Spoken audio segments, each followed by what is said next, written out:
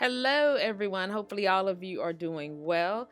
Today's recipe is a simple pepperoni and sausage baked ziti.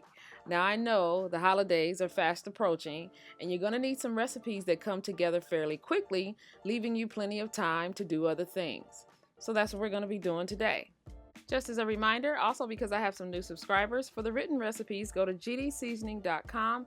The links will be below in the description box and pinned at the top of the comment section. With all that said, let's get started. So I have diced up some bell pepper and celery there in my bowl, and now I'm working on my onion. And you need about 3/4 of a cup of diced onion and a 1/2 cup of the other two, along with 2 to 3 cloves of garlic and a tablespoon of the mixed Italian seasoning. The reason why I chose to use some bell pepper, celery, and onions is because we're going to be using a ready-made pasta sauce. And so it's important to go ahead and give the sauce a little bump up and make it a little bit more special, and you can spice it up the way you want. So I added the vegetables to a hot pan over medium-high heat with about 4 tablespoons of grape seed oil, and I'm just going to saute those until they're nice and soft.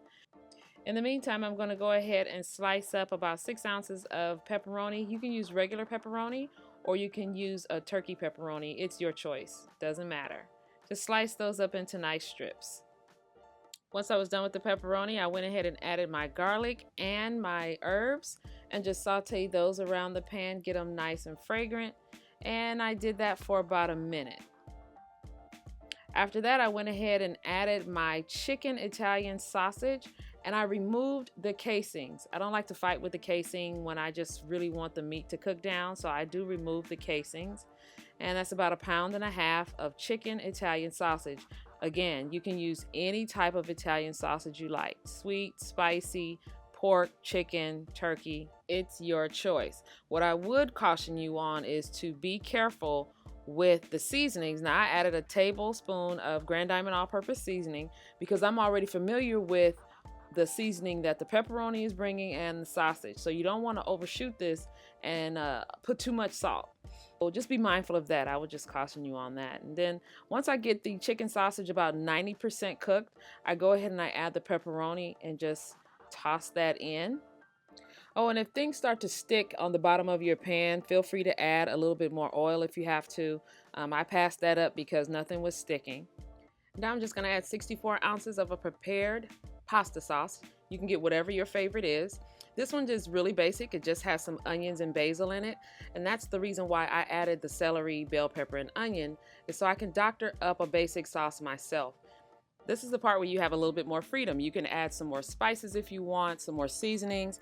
The one ingredient that you're not going to see me add is any sugar. Usually we add a little sugar or honey to address the acidity in the tomatoes. Now, if we were building a sauce from scratch, that's what I would do. However, not here. Because we're using a prepared pasta sauce, the acidity has already been addressed, so you don't need to add it.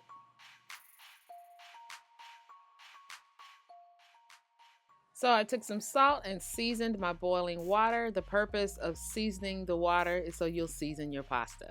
Okay, so I have 1 pound of ziti, and I'm just going to put that in there, give that a nice little stir, and let it boil for about 4 to 5 minutes. You don't want it to cook to mush. We just want it al dente because we're going to put it in the simmering sauce and it's going to cook further in the oven.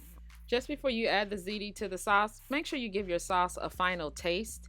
And season it the way you want it. This is your last chance to double check those seasonings. The sauce is sitting there simmering over about medium-low heat, and I'm just going to drain the pasta and put it directly into the sauce. Now, I'm using a spider. If you don't have one, don't worry about that. Just take the pot and pour the pasta into a colander in the sink and then put it back into the sauce.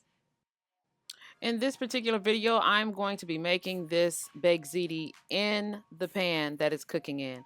Remember, I did a video on cookware and my choice of cookware. I love cookware that can go from the top of the stove to the oven. So I am using just a regular stainless steel 4-quart pan that can stand up to 500 degrees in the oven. So I'm using it on top of the stove, and then you're going to see me put it in the oven in a minute. If you're using cookware that cannot go into the oven, just transfer the ziti and the meat sauce into a casserole dish and you'll be just fine. It's the same thing. To make this baked ziti even better, I'm going to add 2 to 2.5 cups of shredded mozzarella cheese. Right on the top, just spread it around. And I have the oven preheated to 375 degrees, and we're going to bake it for about 15 to 20 minutes, but especially you want to make sure that all the cheese is nice and melted. Once it comes out, you can top it with some freshly grated Parmesan cheese, some parsley and or basil, some red pepper flakes. Just go for what you know, your favorite toppings that go on pasta. You can't go wrong. This recipe easily feeds a family of 4 to 6. If there's not that many of you in the family, feel free to cut it in half. Or a smaller family can decide to make the whole recipe, have some leftovers, and you can take them for lunch the next day to work and school. Just an idea. If this is your first time visiting my channel, welcome. Don't forget to subscribe and hit the notification bell so you'll be notified every time I put up a new video. Also, I need you guys to give this video a big thumbs up, especially if you enjoyed this recipe. I'd really appreciate it. Well, that's it. We're going to wrap this up. Thank you guys so much for joining me. You know I appreciate it when you come cook with me and hang out.